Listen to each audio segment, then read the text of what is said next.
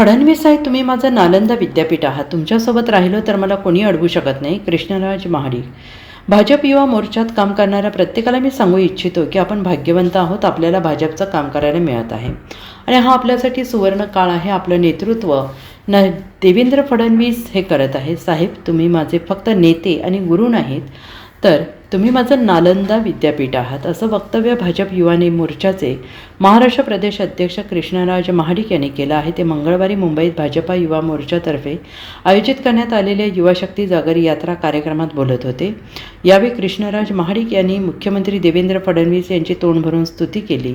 देवेंद्र फडणवीस साहेब, मी तुमच्याकडे बघून एवढ्या गोष्टी शिकतोय. मला खात्री आहे की तुमच्या सान्निध्यात वाढलो तर जगातील कोणतीही नकारात्मक शक्ती मला थांबवू शकत नाही. महाराष्ट्रातील युवा मोर्चाला देशातील पहिल्या क्रमांकाचा युवा मोर्चा बनवणे हे माझे लक्ष्य आहे, असं कृष्णराज महाडिक यांनी म्हटलं आहे. यावेळी कृष्णराज महाडिक यांनी भाजपाचे प्रदेश अध्यक्ष रवींद्र चव्हाण यांचे आभार मानले.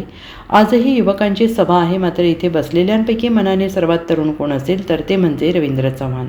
गेल्या 1.5 महिन्यात तुम्ही माझ्यावर मुलासारखं प्रेम केलं. मी तुमच्या विश्वासाला कधी तडा जाऊ देणार नाही हा शब्द देतो, असं कृष्णराज महाडिक यांनी म्हटलं. यावेळी कृष्णराज महाडिक यांनी आपल्या विरोधकांना इशारा दिला. तरुण वयात माझ्या प्रगतीमुळे तुम्हाला त्रास होतो आहे, परंतु माझा विरोध कितपत करायचा याचा विचार करा.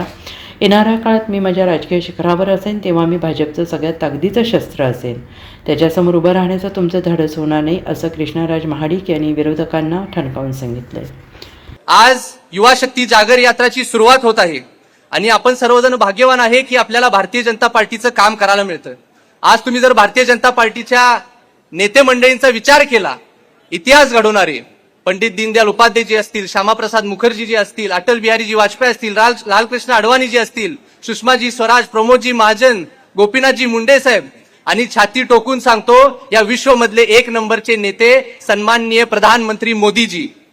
आज आपल्याला सगळ्यांना सांगायचं आहे की आपल्यासाठी सुद्धा एक सुवर्ण काळ आहे, कारण आपलं नेतृत्व हे सन्माननीय मुख्यमंत्री देवेंद्र फडणवीस साहेब करतात. साहेब, तुम्ही फक्त माझे नेते, माझे गुरु नाही, माझी नालंदा विद्यापीठ आहे. कारण साहेब, मी तुमच्याकडे बघून इतक्या गोष्टी शिकतोय. मला ह्या गोष्टीची खात्री आहे की फक्त तुमच्या सानिध्यात वाढत राहिलो तर ह्या आयुष्यात माझ्या कुठलीही जगातली नकारात्मक शक्ती मला थांबवू शकणार नाही. तू वीरों की संतान है, तेरा खून कहानी लिखेगा, हर जंग जो तू लड़ेगा वक्त उसे याद रखेगा.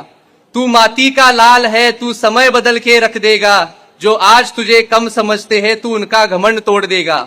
तू अग्नि का रूप है, तू आंधी बन के चलेगा, झुकना तेरा काम नहीं, तू इतिहास लिख के चलेगा. आज ही युवकांची सभा आहे, परंतु जर हृदयाने इथं सर्वात युवा कोण असेल तर ते सन्माननीय प्रदेशाध्यक्ष रवींद्र चव्हाण साहेब आहेत. साहेब, मागच्या 1.5 महिन्यात तुम्ही तुमच्या मुलासारखं तुम्ही माझ्यावरती प्रेम केलं आहात. मला साहेब आपल्याला सांगायचं की घरातला मुलगा हा त्याच्या जबाबदारीसाठी ओळखला जातो आणि आपल्याला विश्वास व्यक्त करून देतो की तुमच्या विश्वासाला कधीही साहेब तडा जाऊन देणार नाही. असंच मार्गदर्शन, आशीर्वाद तुम्ही मला नेहमी करत राहा. Bureau report, SBN Marathi.